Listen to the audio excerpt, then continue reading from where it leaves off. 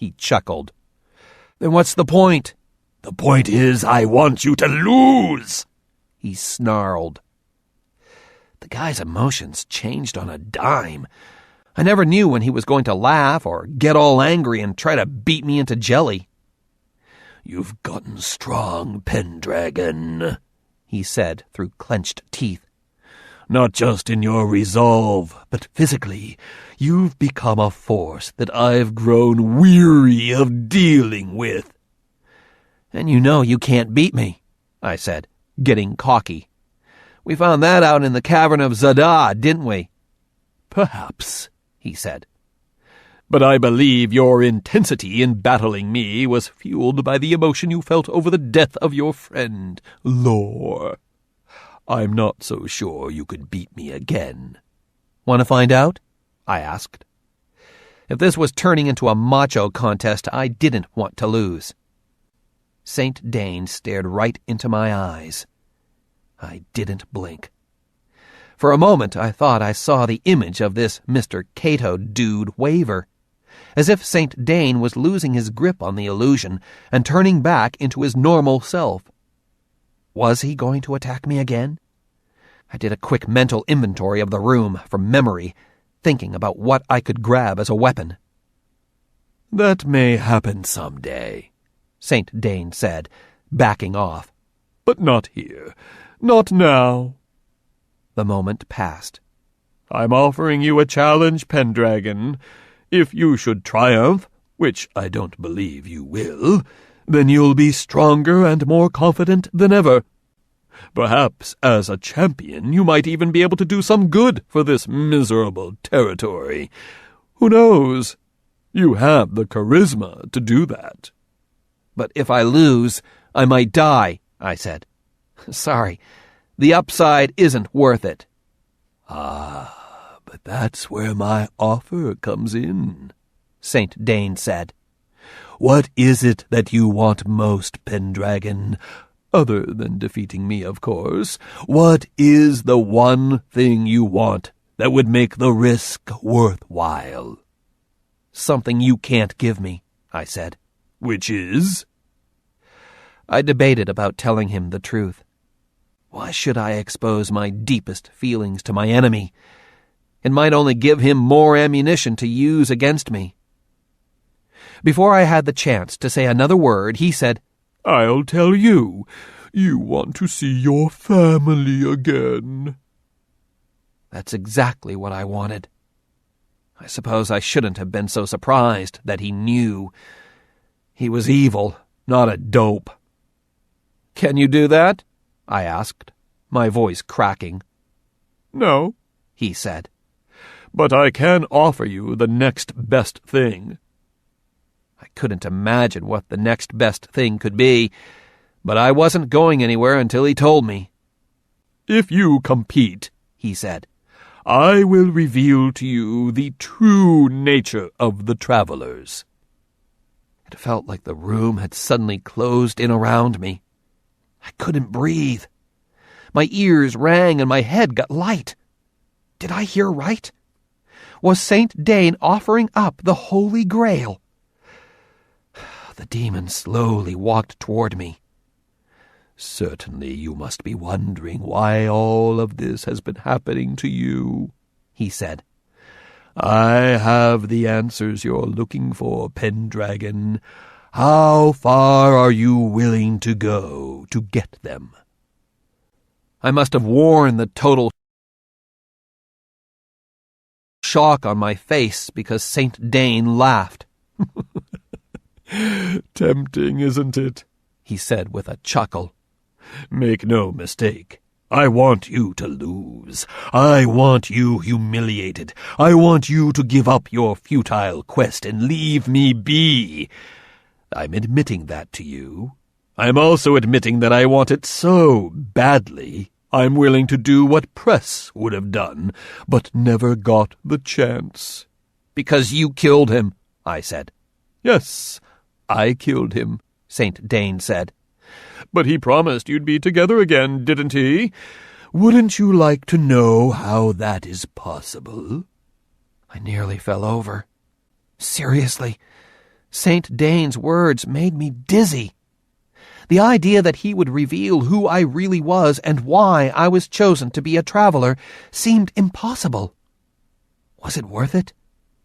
This wasn't just about losing some dumb game. If I played, I could be killed. But if I survived, I'd have answers to the questions that had haunted me since the moment I sat on the back of Uncle Press's motorcycle, headed for my first trip through the flume. I had done everything that was asked of me. I had saved territories. I had suffered through the deaths of friends. I risked my life more times than I could count. I had done all of that on faith in the idea that it was the way it was meant to be. And now Saint Dane was offering me the chance to discover the one answer that was beyond my grasp. Learning the truth would give me the strength to keep going, and possibly be the final nail in his coffin. The question was I willing to risk my life to get it? "Yeah, it's tempting," I said in a small voice. I couldn't lie. "Of course it is," Saint Dane said. "I wouldn't believe you if you said otherwise." "But I can't do it," I said.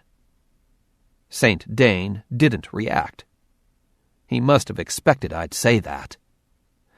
"Yes, you can," he said, "and I believe you will.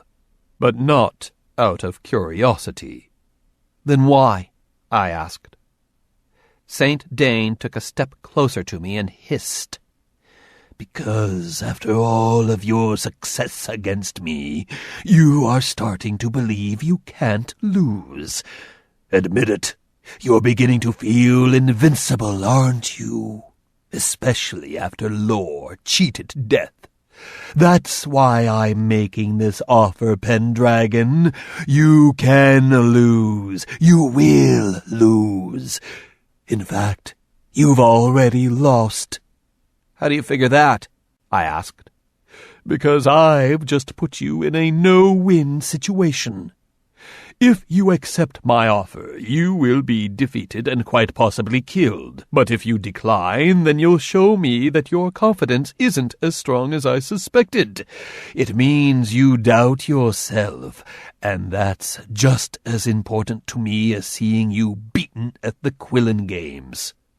So you see, either way, I win. That's why I'm on Quillen, Pendragon.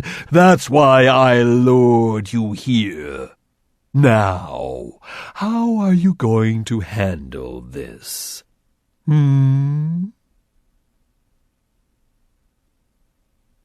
Journal number 25. Continued. Quillen.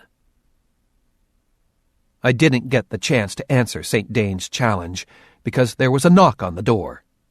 "I look forward to hearing your decision, Pendragon," Saint Dane said as he brushed some invisible lint off his suit. He walked back to his desk and called out, "Yes, come in." The door opened slowly. LaBerge meekly peered in. "Excuse me, Mr. Cato, sir," he said nervously. "I don't mean to interrupt you, but is everything all right? I mean, should we leave Challenger Red here with you, or bring him back to the compound? Whatever you wish." "I'm done with him," Saint Dane said. "He should return with you. Thank you for your concern." LaBerge looked surprised that a trustee was being so polite to him. "Oh, thank you," he said. "I know you're busy. We won't bother you any longer." LaBerge looked at me and cocked his head as if to say, "Let's go."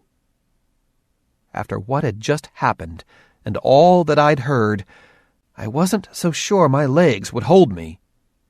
I slowly got to my feet and didn't topple over, I'm happy to report. Saint Dane was sitting at his desk, already engrossed in reading a report of some kind, but I knew it was an act. He wasn't thinking about some blah-blah report from Block. He was thinking about me. "Not gonna happen," I said to him. "I won't do it." Saint Dane looked at me and smiled. "Then my life just got much easier because I've proven that you are indeed a coward. Good day." I walked toward the door and Laberge. The confusion on his face was obvious. I didn't say a word. I just walked past him into the corridor. "Good day, Mr. Cato," Laberge said subserviently as he backed out. "I'm sorry to have disturbed you." "Close the door," Saint Dane barked. Laberge quickly closed the door and ran after me. I was already halfway down the hall when he caught up. "What happened back there?" he asked nervously. "You can't talk to a trustee like that." "I guess I can," I shot back at him. "You heard me." "Not while you're a challenger," Laberge said, trying to be tough.